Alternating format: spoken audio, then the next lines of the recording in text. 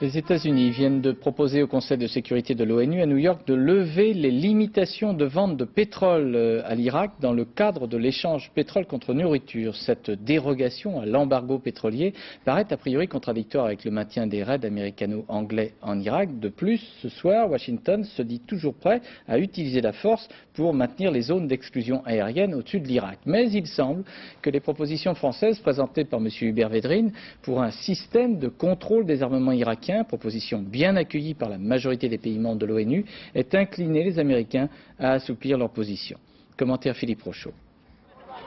Ils se rassemblent chaque matin autour des mosquées pour vendre le peu de biens qu'ils possèdent encore. Les Irakiens sont à genoux après 9 années d'embargo, mais Saddam Hussein est toujours là. C'est ce qui fait dire à la France que les sanctions n'ont plus de raison d'être. C'est un embargo qui a des conséquences humaines détestables et qui n'a quasiment plus que ça comme conséquence pratique, puisque dans la mesure où il est encore respecté, il génère des trafics qui naturellement ne profitent pas à la population. Donc en termes politiques, en termes stratégiques, il n'y a plus de sens. Mais pour obtenir la levée de l'embargo, l'Irak doit se plier à un nouveau système de contrôle de sa production d'armement. Selon l'idée de la France, il faut empêcher le développement d'armes de destruction massive en maintenant en Irak un système de contrôle électronique efficace. Mais il faut aussi travailler dans un autre esprit que celui de l'UNSCOM, la commission de contrôle des Nations Unies, repliée à présent à Bahreïn et dont les Irakiens refusent le retour. Paris veut ainsi lui substituer une commission de contrôle rénovée, acceptée par les Irakiens.